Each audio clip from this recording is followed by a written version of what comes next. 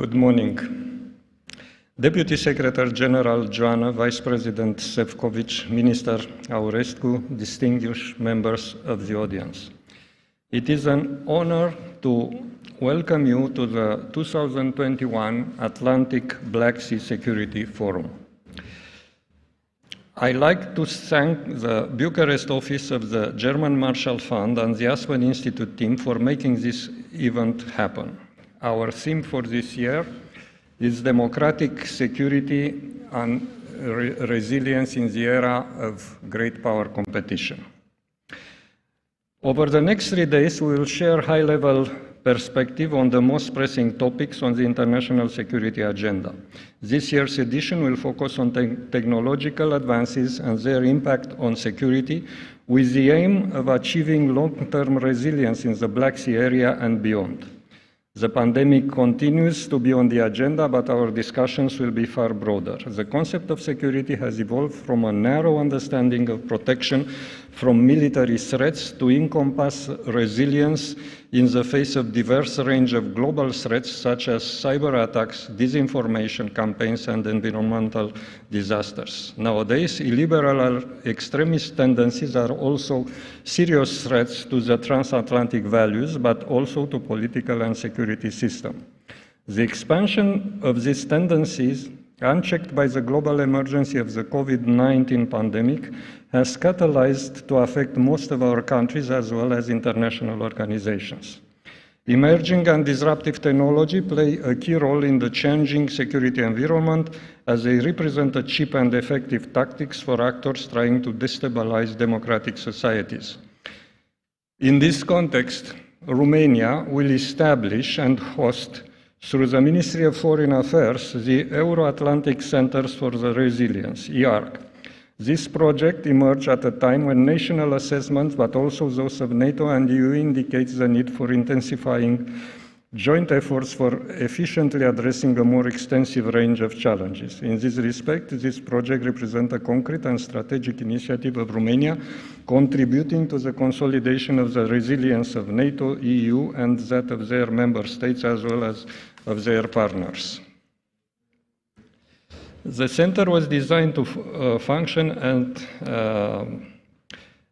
as an expertise hub in the field of resilience. EARC will also engage with the private sector, academia, international research institution, and civil society to foster a societal resilience approach. Aspen Institute Romania is ready to commit its body of expertise in the field of resilience, as well as its infrastructure and international network.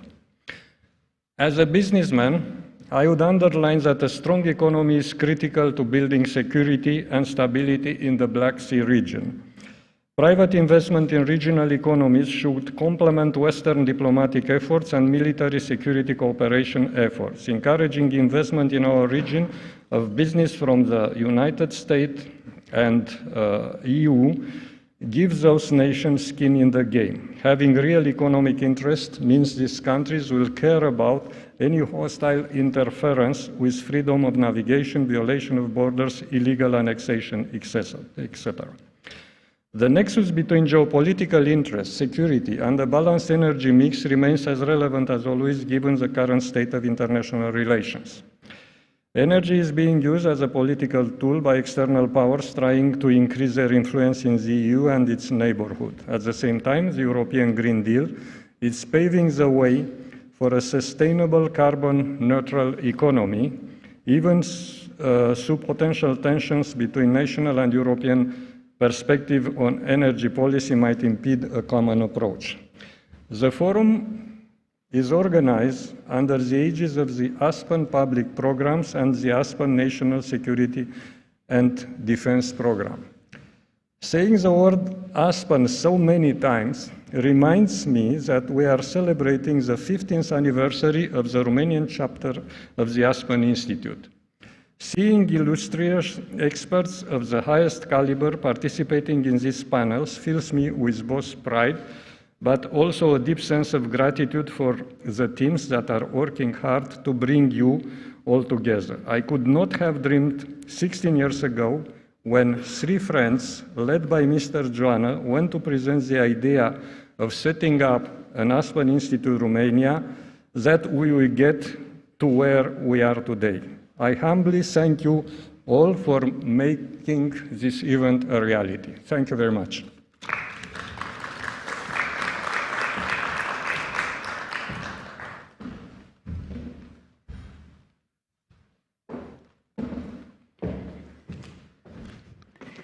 Good morning, everyone. I will not be reading from the podium because I already have the microphone on. Thank you very much for joining us today for what is finally an in-person meeting on security, a very important, I would say, meeting on security, and not at least resilience. Each year, I open the forum contemplating the ever-increasing landscape, security landscape, social landscape, and whining actually, about how difficult it is to put all of this into an agenda and to skew all of these issues and challenges into panels. This year is absolutely no different. Pandemic still lingers. Aggressive multipolarity is taking even more shape. And the definition of security enlarges and grows more and more complex by the day. It is against this background that we had to put together the agenda and, as I said, the panels. Moreover, to make things even more complicated, there are numerous conferences these days on resilience. Resilience this, resilience that, resilience here, resilience everywhere. However, the Black Sea Security Forum that we opened today is different. It is different because for the last year, 3 teams put together, the Aspen Institute Romania, German Marshall Fund, Bucharest, and our knowledge partner, a True Story Project, have looked at resilience, have studied resilience, have read materials about resilience. We looked at the NATO 7 key requirements for resilience. We looked at the strategic foresight plan that the Vice President present here is putting together. We looked at everything that analysts had to say about resilience, and we tried to compile all this together into the agenda that you'll be following through the next 3 days. As serendipity would have it, we are very fortunate that today we have with us people who have worked very, very hard, very intensely to create the Romania Resilience Center, EARC, which has already been mentioned, which is actually being inaugurated today. So not only we have here people who will tell us about all the effort and all the thinking behind this, but we'll be able to, tonight, this evening, to actually inaugurate and open the center. Yet this forum, this year's forum, is not about analysis. It's not as much about ideas as it is about action. We have put together people from government, people from outside government, people who are thinking, people who are doing, people who are critical, people who are very little critical, people who have done things, people who want to do things on the same panels. And we are trying to bring together new and old in an effort to look towards the future and how we can increase resilience, and not only resilience in general, but democratic resilience, because one thing which we found missing from the 7 key requirements of NATO, from the foresight strategic plan of the European Commission, is a stronger focus on democracy, it's a stronger focus on liberalism, it's a stronger focus on fighting the illiberal tendencies. But all of this we'll be talking about in today's and tomorrow's and the day after tomorrow's forum, as I said. I hope we succeeded in putting together this agenda.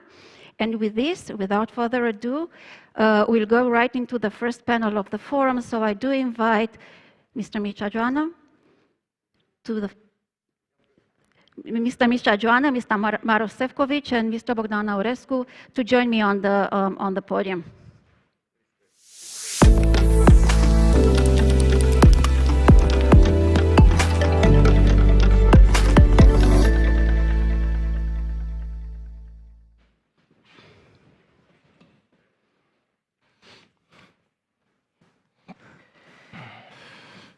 Okay. We have to wait for a few seconds because I was told you have a little intro.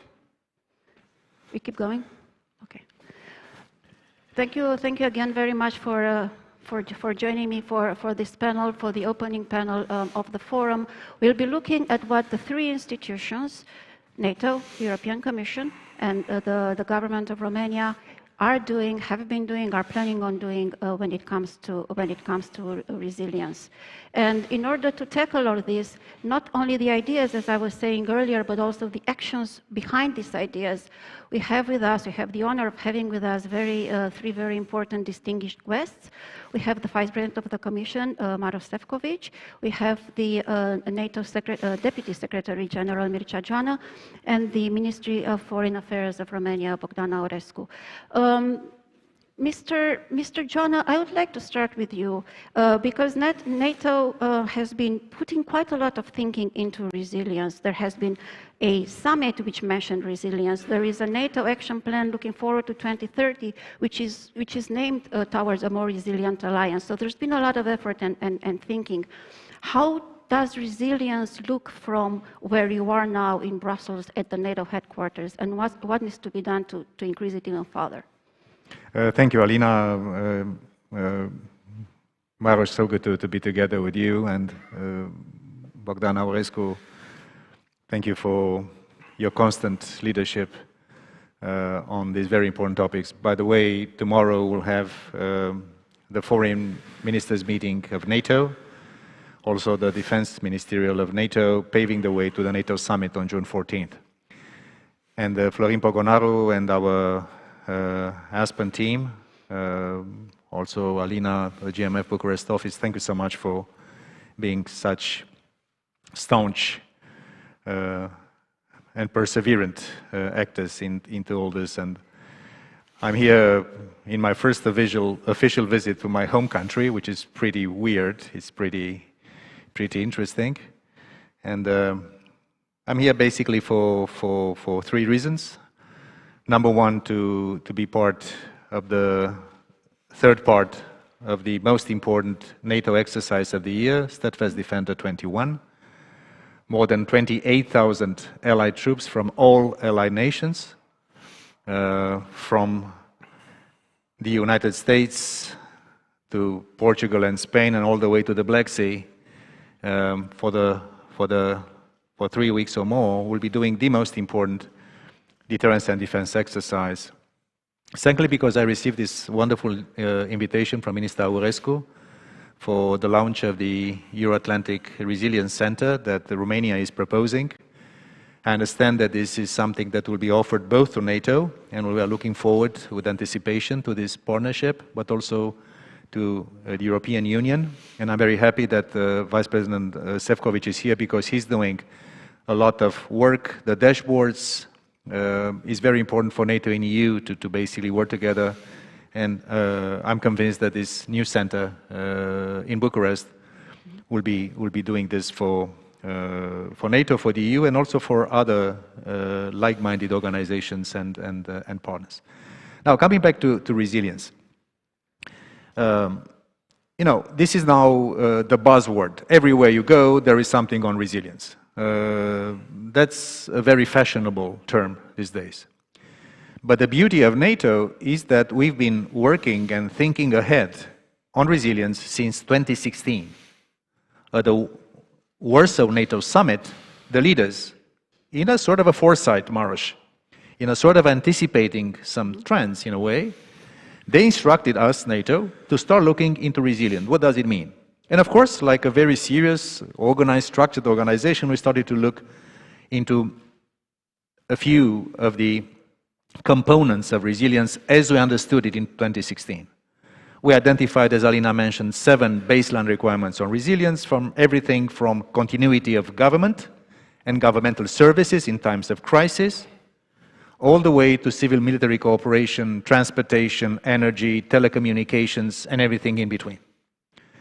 But then this pandemic that is still unfortunately with us came and struck all of us, all over the world, but also across Europe and across the transatlantic community. And we started to look with even more intensity to how can we make sure that these indicators of resilience can be developed, can be broadened, and can also be more helpful to the nations part of the alliance. So I spoke a little bit about the summit on June 14th.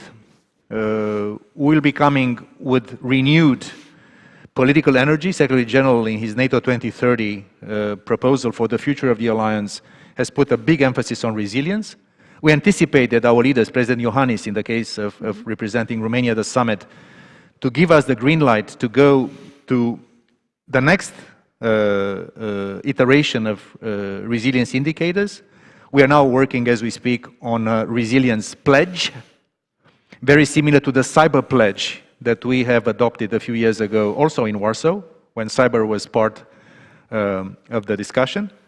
And also, of course, we recognize the sovereign right of nations to look into its own resilience.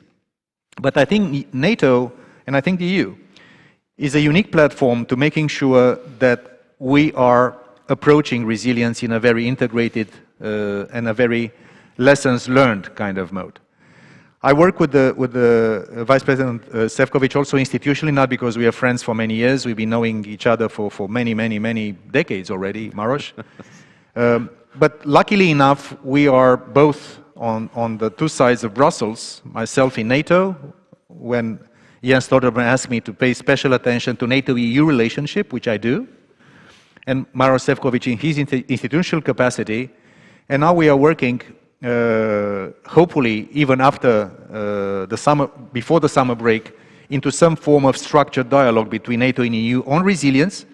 And again, we anticipate that the input from the Resilience Center that will be kicked off today in Bucharest will also be part of this conversation. So, to cut a long story short, NATO is always adapting.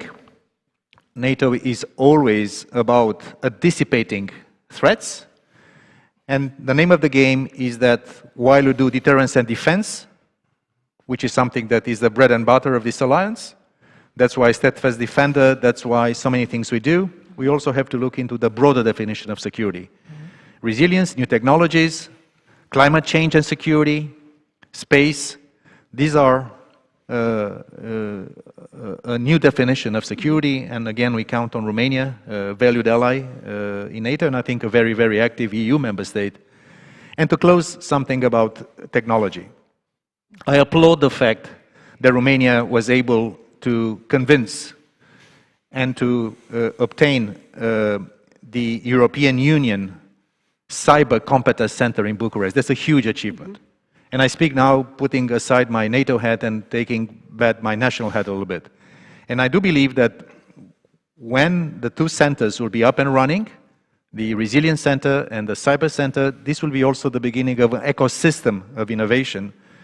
And if you want sophistication in this new definition of security, and I'm happy to see that newer allies into NATO and newer member states into the EU are also coming to a level of maturity and influence in both organizations. So I'm here to applaud this initiative from Romania and to say that we are interested in supporting it and also making sure that it serves both NATO and the EU and other interested partners.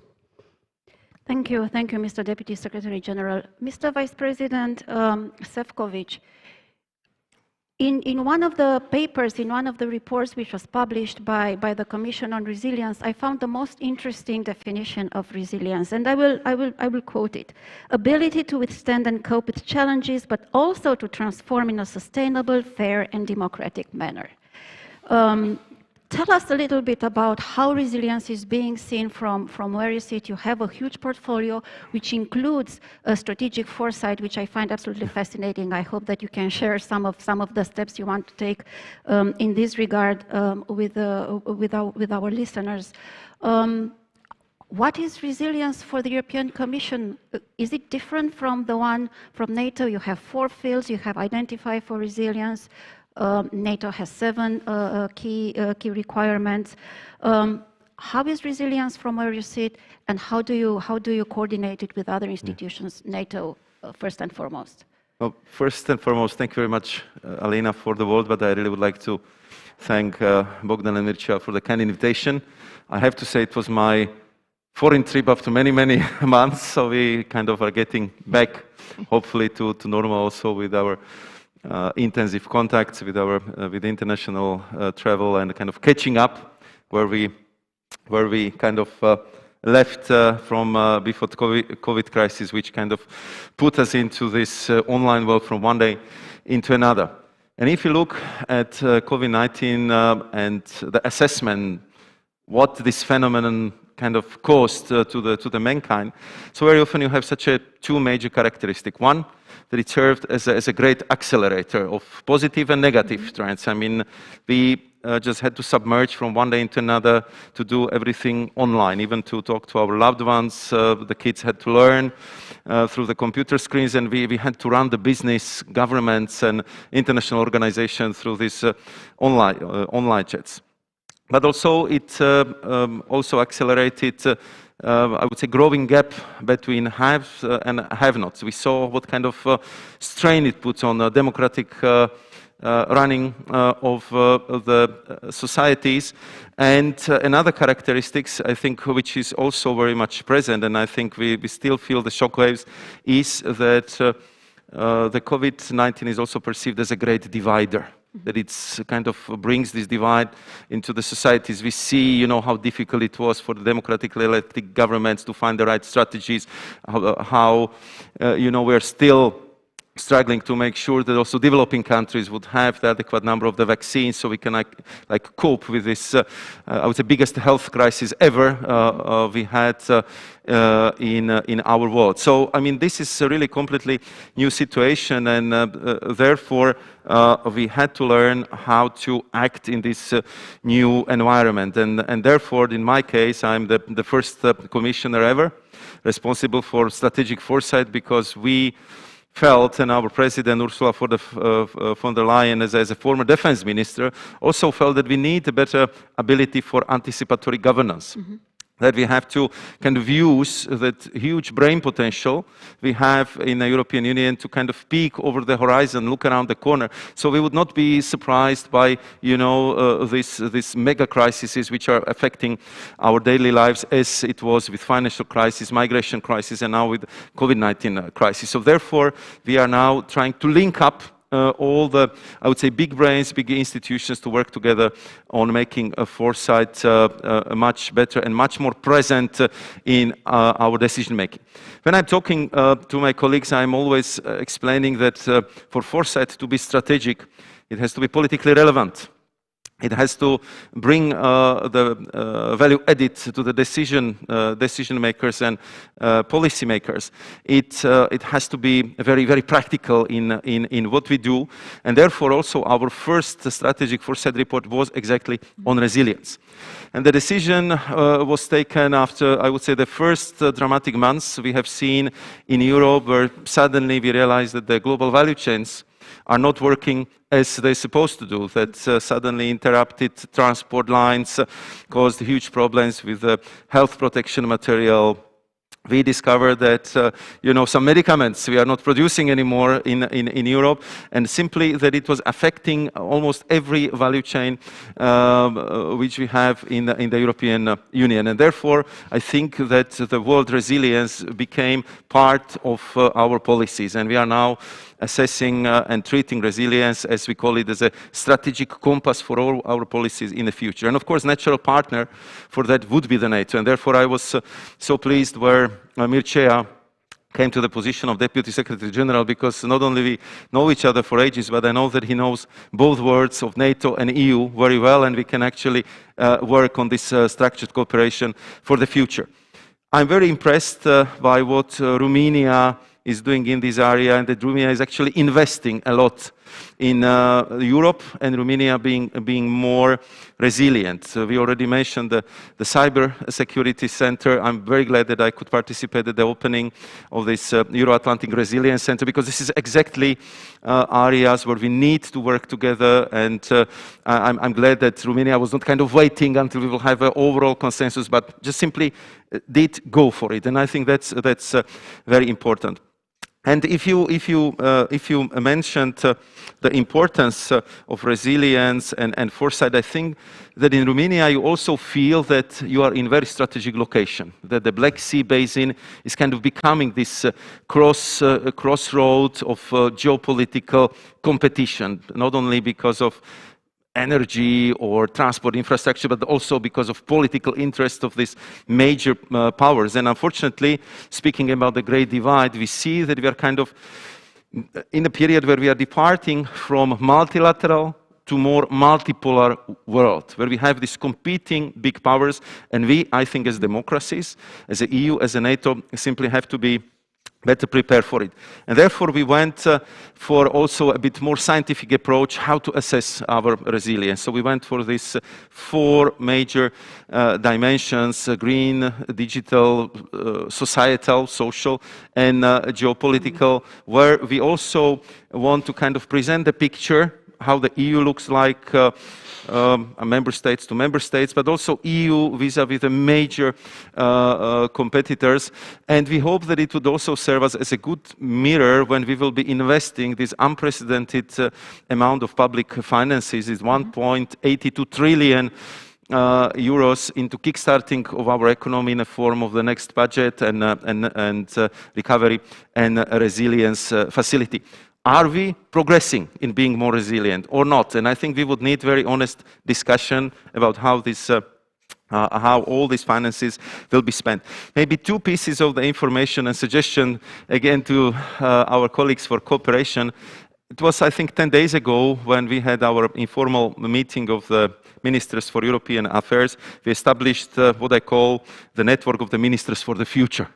Because I think that in each government, we need a minister who would be kind of responsible for strategic foresight, collecting all the great ideas for the institutes like Aspen, from different think tanks, also from private sector, because very often they are very good in projecting what is ahead of us, and kind of filtering them out. What are the most important pieces of information the policymakers should have and should work with? And I know that in NATO you are thinking about resilience, ministers, so I think it would be maybe good to get these 2 structures, Ministers for Future, Minister for Resilience, to actually talk to each other and work very closely. And I think that it would definitely bring very positive results. And the last piece of information I would share with you is that from all that analysis which we did over the last year, we decided to have the next annual strategic foresight report on the open strategic autonomy. So exactly to define what it means that we've been always for the free trade, but now we are also adding the word fair free trade. So we will not be kind of subject to hostile takeovers by the international giants subsidized by cheap governmental money, putting our, let's say, critical infrastructure under a lot of stress. At the same time, to look for all the critical products and materials we need for our, I would say, economic performance and for our sovereignty, and to make sure that we are masters of our destinies also in the future, and just simply to be able to make sure that that strategic autonomy, which, as I was reminded by our Greek colleagues, comes from a Greek word which says liberty of action, that we would have the freedom to act at our own terms. And I think that's something very important, and I'm sure that we will have occasion to discuss our strategic foresight report on open strategic autonomy at some of our next discussion. But thank you very much for the invitation, and thank you very much for giving me the floor. Thank you, and looking forward to the report. Mr. Minister, I think Romania is doing one more step in proving that resilience is not only a buzzword, and there have been a lot of, as I mentioned already, actions and thinking in translating this somewhat into practice. Please share with us what Romania has done, what Romania is planning on doing, and how all of this is going to get in shape. Well, first of all, thank you so much for inviting me today. It's a great opportunity, and really honored to be on the same stage with the Deputy Secretary General of NATO and with the Vice President of the Commission for Institutional Relations and Foresight. It's a great opportunity to discuss about the way for the NATO and the EU respond to these challenges, because well, this is the title of this panel, Responding to Challenges in a Post-Pandemic World. And indeed, I think the focus put on resilience in both EU and NATO frameworks, and the fact that Romania has embarked on this project of creating a Euro-Atlantic Center for Resilience is in fact the result of a reflection process that was started last year. This was of course prompted by the pandemic. In the Ministry of Foreign Affairs, I have created already in the first month of the last year a task force to discuss and think and, well, foresight what could be the answer and the reactions and how to adapt after the pandemic our action, the diplomatic thinking and at the same time the diplomatic activity. How to adapt to these new challenges, which are coming from various, corners, from consular affairs and the need to, help in a more efficient way our citizens abroad, which were stranded in some, very far away corners of the world, to adapting our core diplomatic action to this new reality. At the same time, within NATO and within the European Union, the same reflection process started. And now we are in a very interesting inflection point. If we take a look at the fact that on one hand, within the EU, we have started the Conference on the Future of Europe, which will be the great opportunity for everybody, citizens, institutions, states, parliaments, governments, civil society to, think in a collective manner on the new European Union and how to make it more efficient, closer to the citizens, more able to respond to the security and prosperity needs of the citizens on the street. On the other hand, we have the NATO 2030 process, another very important reflection process started last year. And this is going on, and we will have the opportunity, for instance, tomorrow during the two Foreign Affairs and Defense Ministerials to discuss where we are with this reflection process and how the preparation for the summit is going on. Then we will have the summit on the 14th of June, and that would be another great opportunity for our leaders to take important decisions on making NATO more relevant politically, stronger militarily, and with a more global projection. And we will have then the new strategic concept, because I hope, and I'm very much convinced that this will be perhaps the most important decision of the summit on the 14th of June in Brussels. And I'm very glad that not last year, sorry, I'm still thinking of the last year, it's in my mind, 2020 cannot be erased just like that. In 2019, during the NATO ministerial at the end of the year, I think I was the first foreign minister to ask for a new strategic concept to be prepared. And I'm glad that now it's, becoming, reality. And this process of negotiating a new strategic concept of the alliance will be, again, one very good opportunity for the alliance to be able to shape its response, including to the challenges which ask for more resilience. So this is how the resilience became so important. Resilience means, first of all, putting into, the best shape the good reactions that we had out of the crisis, more solidarity, more international cooperation, at the EU level shaping the EU for Health program, and I think we need more of that in the near future. In NATO, to see what was the response to the needs of the member states and the partners, and we had the NATO Pandemic Trust Fund, which was very effective in helping the allies and partners. We have used the strategic airlift capability of NATO to transport essential medical equipment that we need. For instance, we were, Romania, the first country, member state of NATO to use the strategic airlift capability to bring essential medical equipment from South Korea during the pandemic. Then we have, of course, helped others because we were also the first EU member state to use the rescue mechanism, and we have helped also member states and partners. So this is extremely important. All these processes are well coming together, and on one hand, as I mentioned, we need to make best use of the good practices that we have developed and the good responses that we had. On the other hand, to counter those reactions which were not the right answers, because we have seen unilateral approaches, individualistic behaviors. We have seen this tendency to use the pandemic by, not like-minded actors, to put it diplomatically, in a way to influence our decision-making process in both foreign policy and security affairs. And we have to resist to that. So resilience means also working together with the like-minded partners.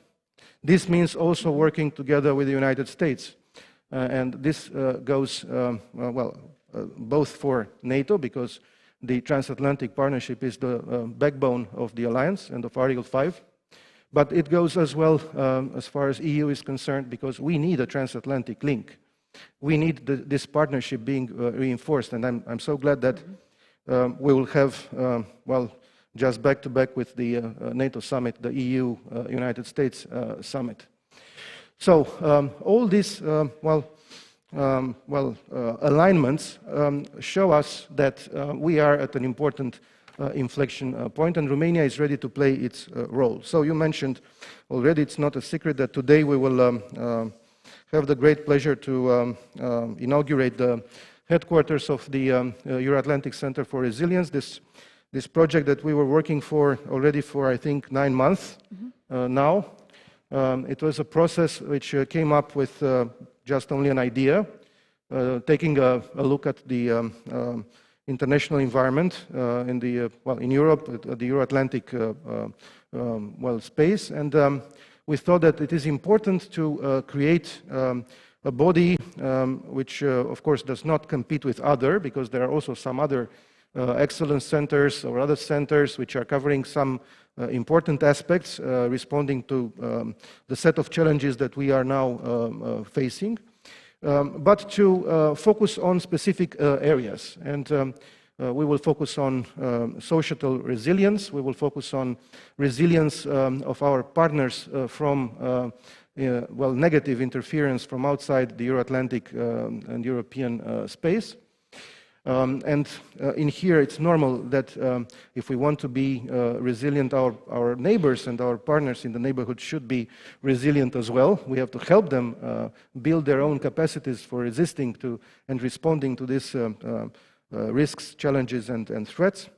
We will focus on the resilience of infrastructure, communication infrastructure, transport infrastructure.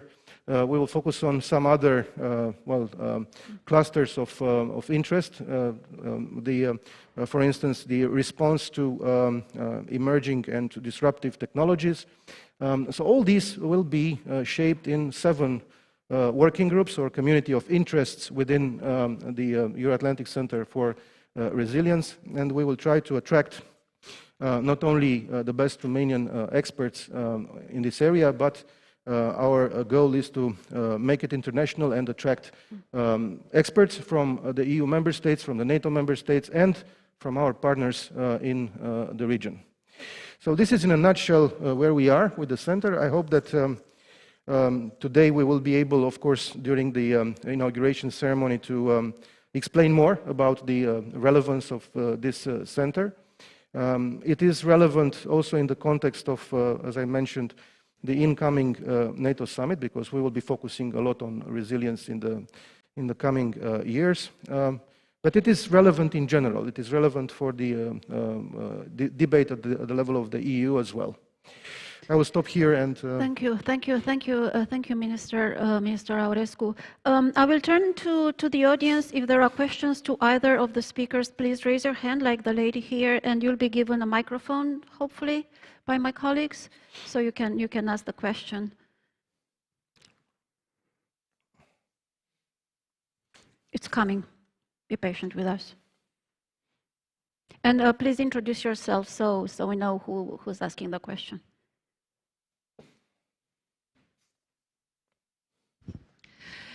Thank you. Kim Dozier with Time Magazine. I wanted to ask the minister if he could get specific on what he would do to build the resilience of the communication and transport infrastructure, and what specifically went wrong that you're referring to. And for the other panelists, how do you prepare for future pandemics when we're still recovering economically from this one? Does that mean taking from defense budgets or health budgets and diverting it? And once this crisis is passed, how do you make that argument? Because, you know, humans, we go with the next crisis first. Thank you. I will take one more question, if there is one more question, before turning to the panelists. All right. No, not for now. Mr. Orris, could you like to start and answer the question that the lady has asked? Well, I'm not going to give you too much of details for the time being, but I think it's quite obvious that the transport infrastructure is critical. And it's critical not only for the society, for the economy, but also in terms of military mobility. So ensuring the resilience of the infrastructure, I think it's extremely important, of the existing infrastructure. And of course, it is also important to promote new, relevant, necessary infrastructure.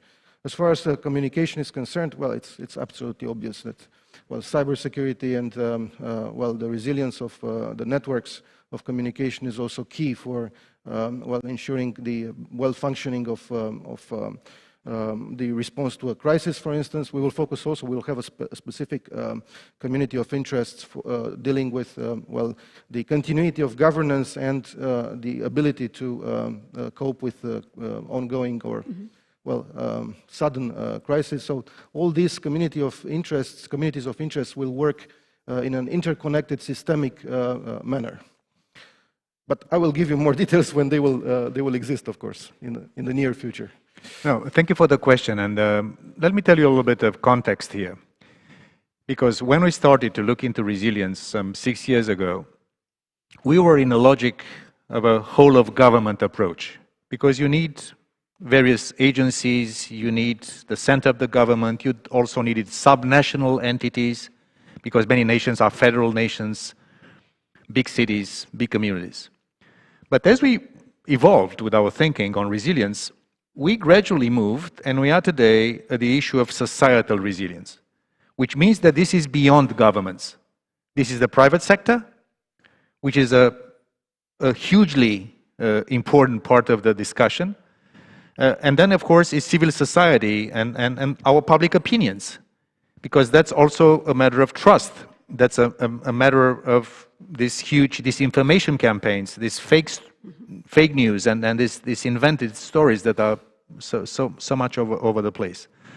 So as we are shifting from government to societies, we are also looking into making sure that we understand together better by learning from each other. And that's the beauty of NATO as a convening platform. That's, I think, the beauty of the EU, as EU member states are sharing many things together. Because as we speak, in each of the nations, in America, in the US, in Canada, in Romania, in Sweden, which is not NATO, it's a very close partner of NATO, or Finland, give you an example. There are FDI screening efforts.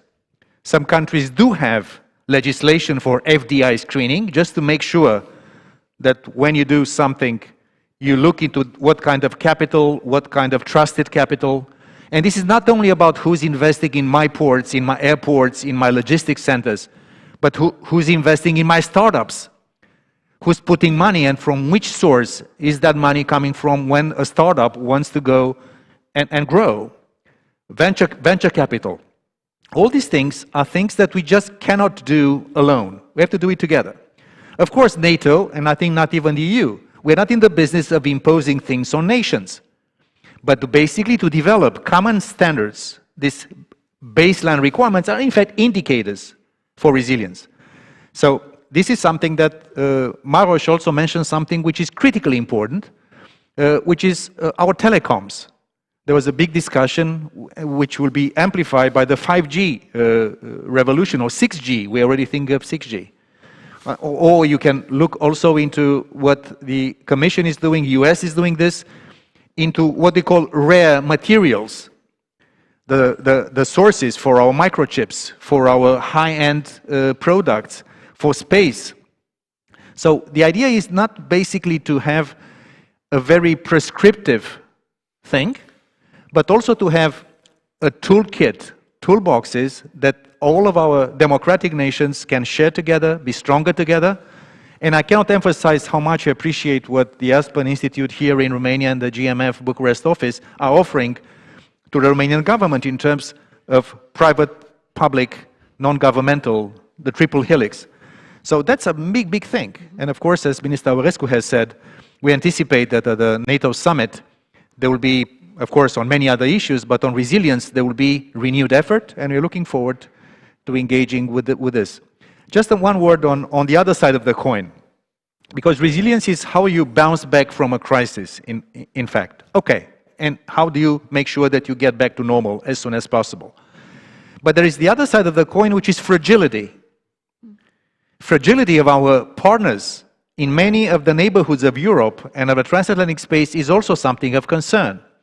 That's why in NATO we are engaging with the OECD that has been developing fragility indicators, and we are now looking forward to engaging also with them, also with the Commission, in making sure that we do these things together. This is why this center proposed by Romania could be a very interesting way to help lessons learned, digestion and implementation, and to basically reach out to the private sector and academia, making sure that this is not just something coming from governments, but is also something from the depth of our societal resilience. That's the approach we have in NATO.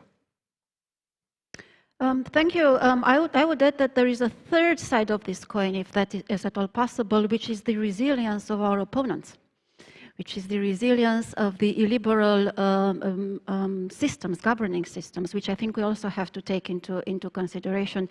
But Vice President Šefčovič also probably wanted to answer the question.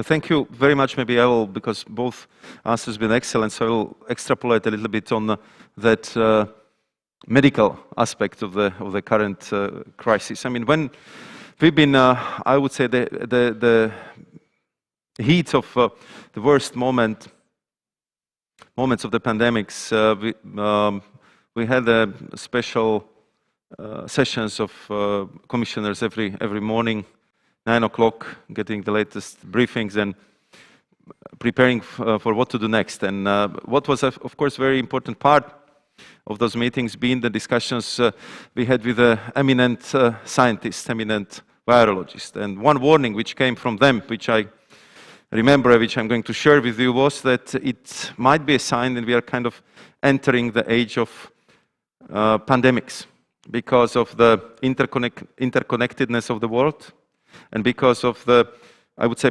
permanent human pressure on biodiversity.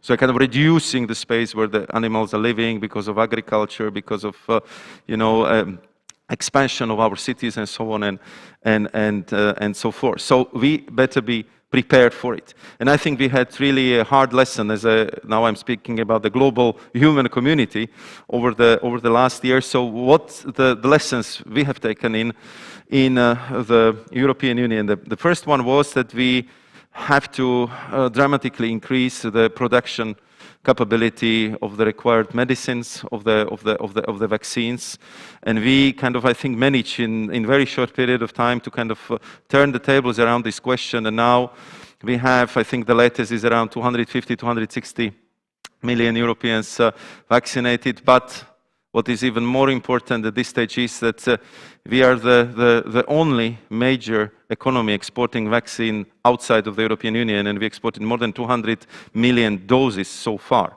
So more or less the same volume of the vaccines which we are supplying with our member states, we are supplying also outside the world. And I think that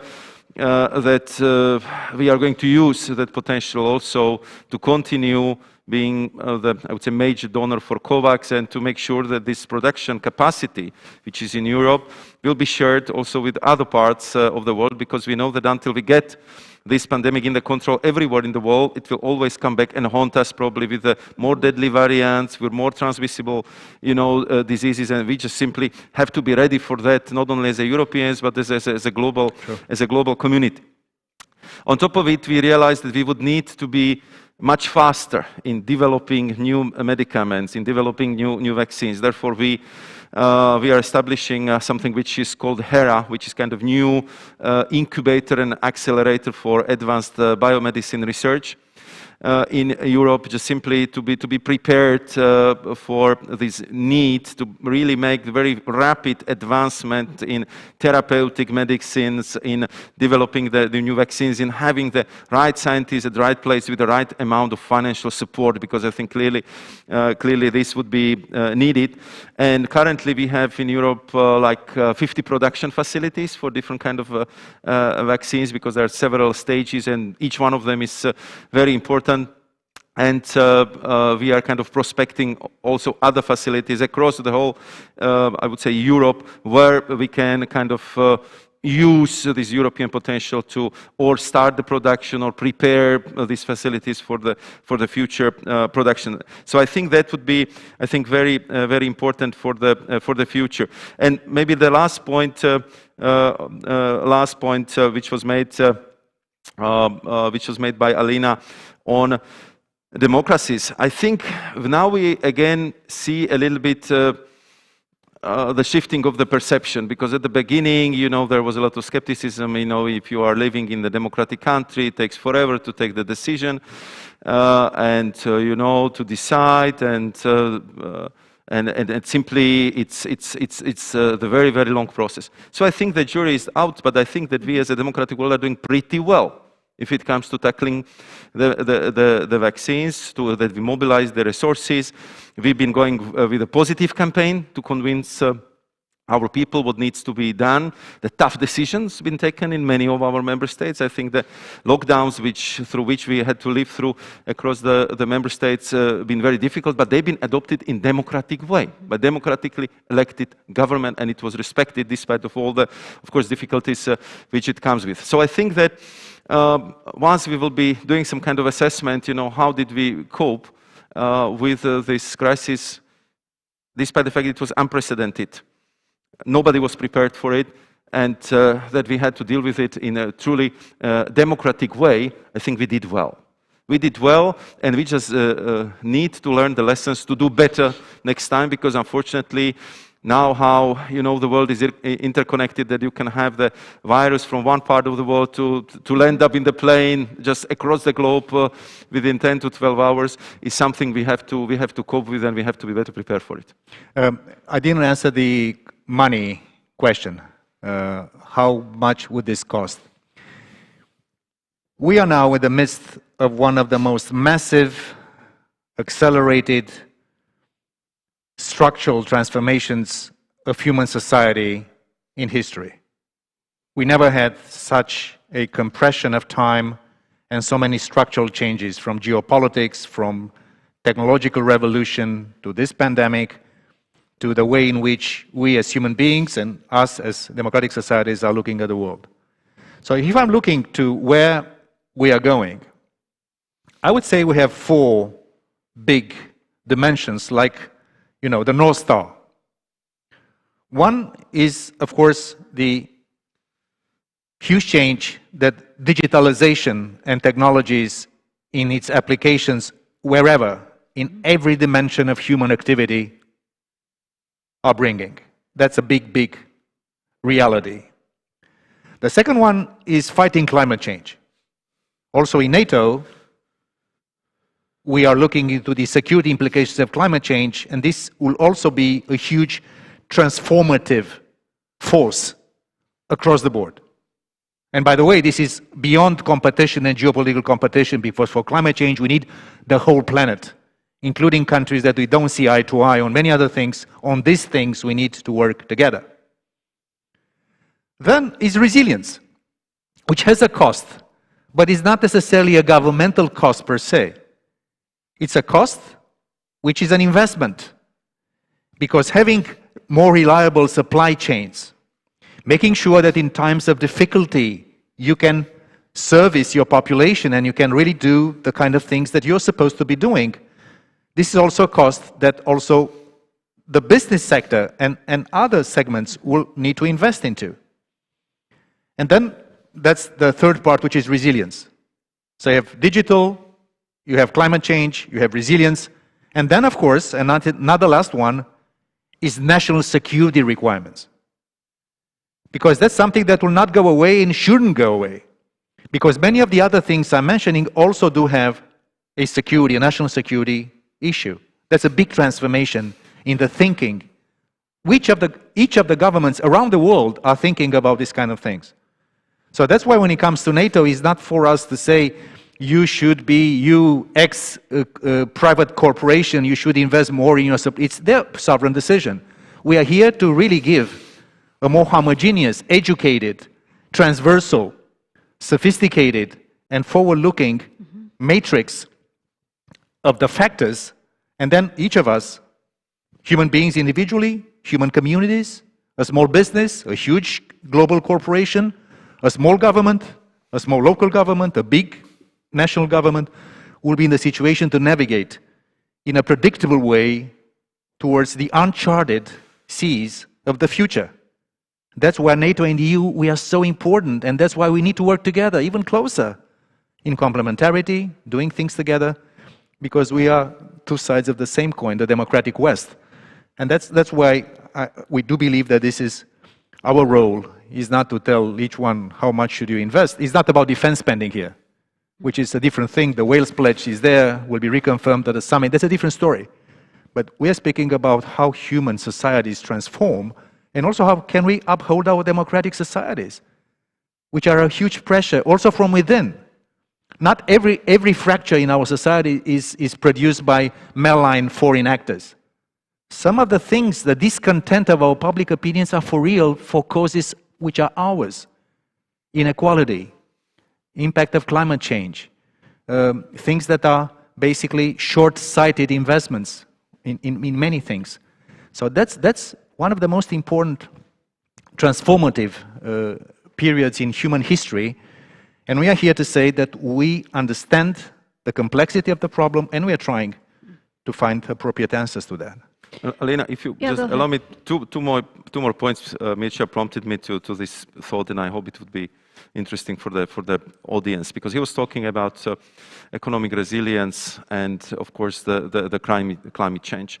I'm also, in many of my different responsibility, I am responsible for heading the European Battery Alliance. Why I'm mentioning it? Because in this way, we are for the first time putting into the concrete legislative proposals the concept of competitive sustainability. Because we realized in the economy of the 21st century, if it comes, for example, for the manufacturing of batteries, we do not want to compete anymore just on price. Because simply we cannot kind of factor the low price as a only determinant if we know that the low price was achieved at the expense of environment, at the expense of human rights, at the expense of simply ruining the life of the generations which will come after us. Therefore, what we are proposing in this landmark legislation, and I hope that it will become the new global standard, is that, for example, each battery will have a digital passport. It means, what is the carbon footprint of that battery? Were the critical raw materials sourced ethically? How they will be used after their lifetime? What is the recycle plan? And so that it has to be the whole, I would say, value chain has to be assessed, reflected, and that would be our, I would say, competitive advantage of advanced economy. Did you use renewable energy to produce it? You know, what kind of conditions being there for, you know, producing these concrete products. And I think that it brings us to another very big topic, which I'm glad was very much supported by the European leaders at the Porto Social Summit, that we just have to accelerate our thinking to go beyond GDP. Because if you look at traditional GDP comparisons, very often you are kind of attributing the value of growth to the activities which have very adverse effect for the future of the planet and for the future of the mankind. So therefore our work on dashboards, therefore our work on these new data sets, because we see it as a basis for measuring the well-being and the growth in a new way, which is much better reflecting the realities of the 21st century economy. Thank you. Thank you. I will take one last question, and then I will come back to the speakers and ask you to answer the respective question and also do your last remarks so we can end on time.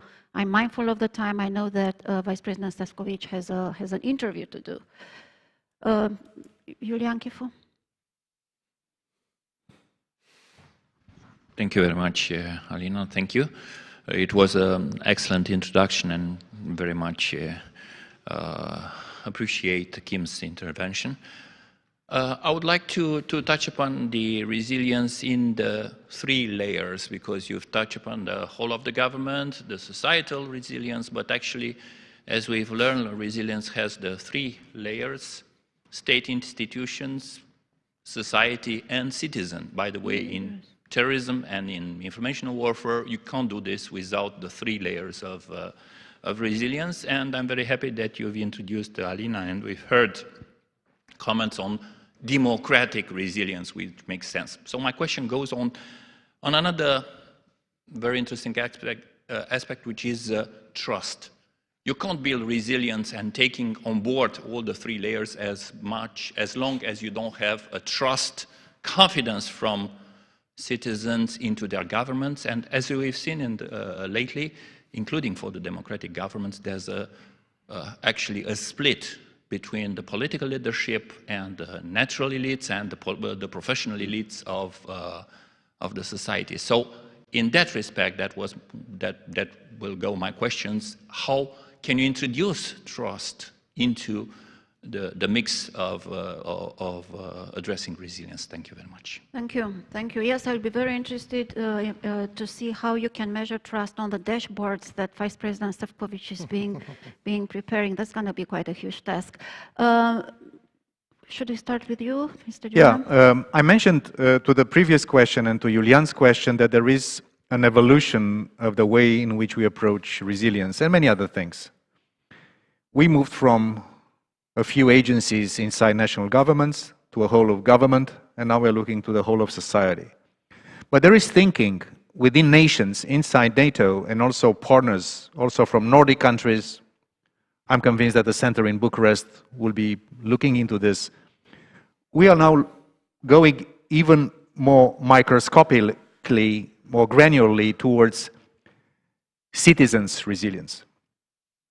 Because this is, in the end, the very essence of what is, in an aggregated way, a modern society. Mm-hmm. And you cannot speak of democratic resilience without looking into the way in which our citizens have trust in public institutions. And here you see a big variation of public trust within the democratic West. There are societies that are more homogeneous, there is more public trust.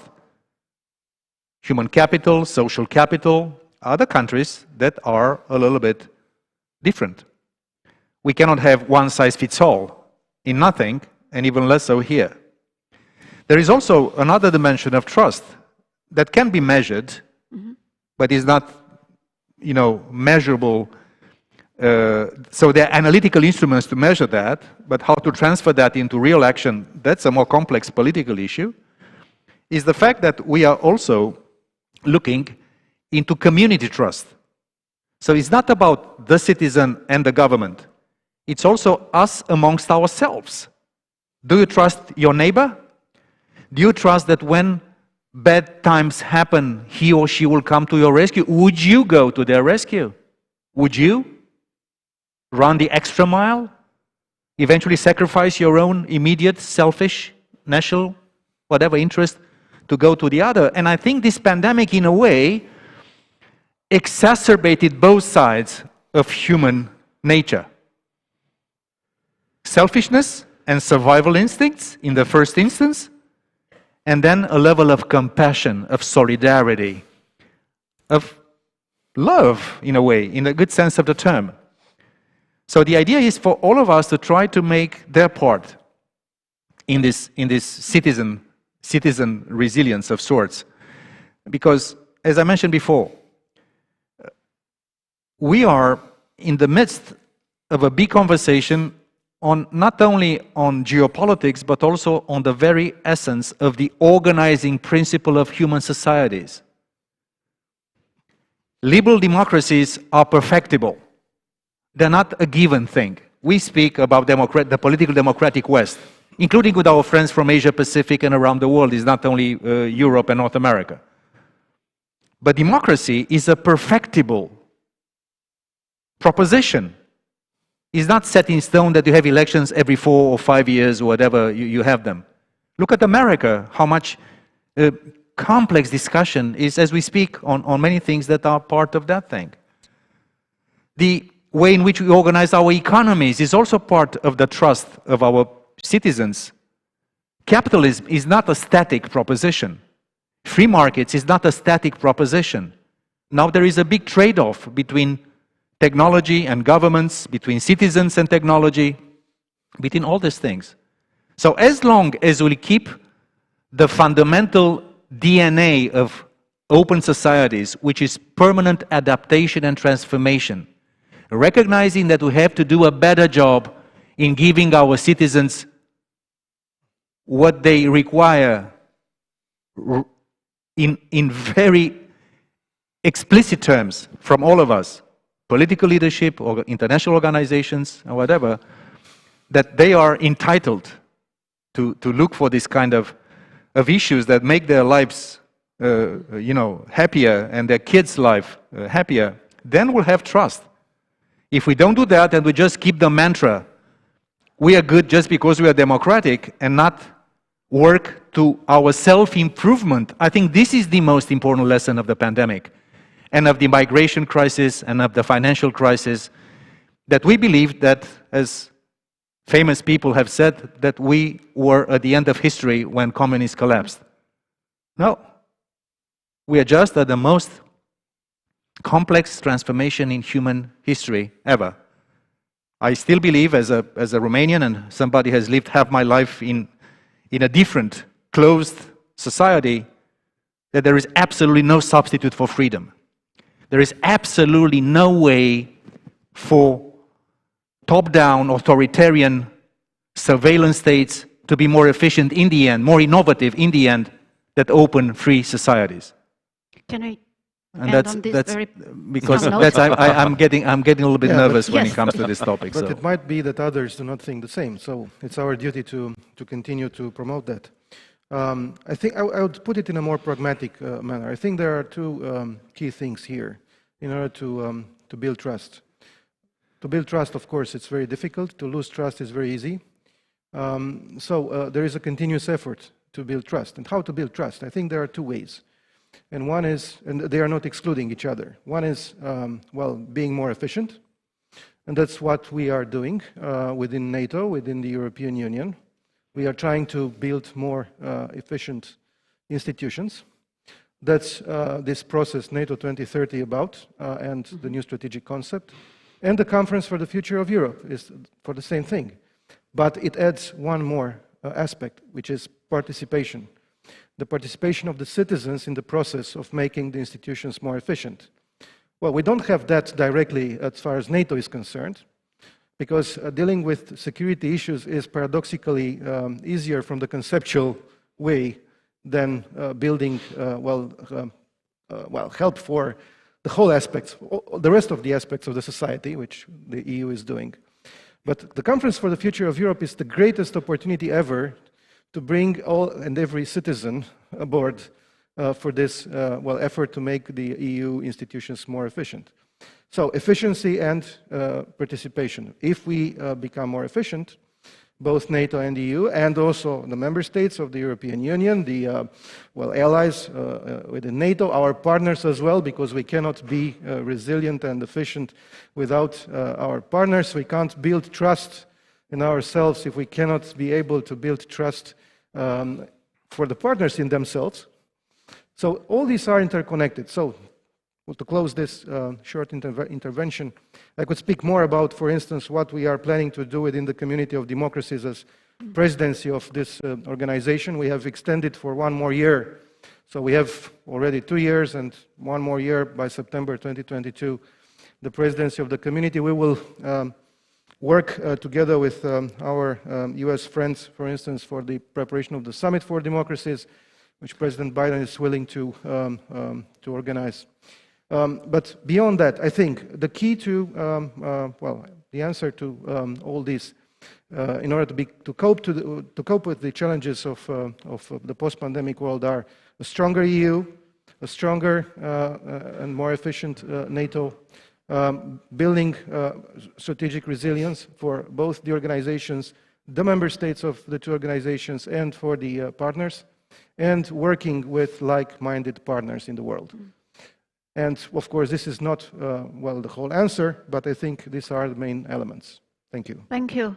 Vice President Šefčovič, you have the last remark. Thank you. Thank you very much. I think Jan's opened a very fundamental question, trust and support of the public opinion. Because when I was responsible before for Energy Union, we had a lot of international discussions on climate change, we've been canvassing the support for the Paris Agreement. And when I was listening to the foreign leaders, they always told me, I mean, for you in Europe, it's easy because you have such a strong public support for the green policies. And of course, it's true, but of course you have to work very hard for having it, that the people have to be convinced, they have to be ready to support it, not only, I would say, in declaratory terms, but also in what we see are quite important industrial, behavioral changes through which the Europe goes, because it's really the big transformation which affects everyone. So I totally agree with the minister that to earn the trust, it's very difficult and you can lose it very, very quickly. And in this aspect, I just would like to bring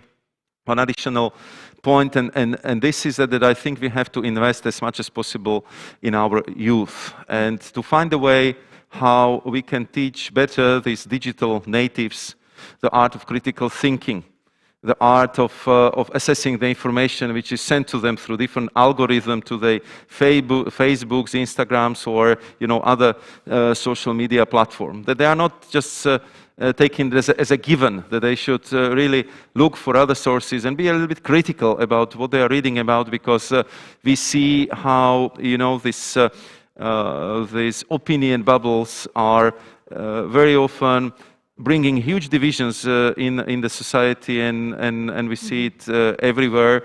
And therefore, I think the part of the curriculum for the 21st century should be not only, I would say, digital skills, but also critical thinking of the information which is on this platform presented, I would say, to all the generations, but we know that the youngsters spend most time on the digital platforms. And I think that, and I'm very glad that the Minister was so precise and explicit about the conference on future of Europe, because it's a new opportunity.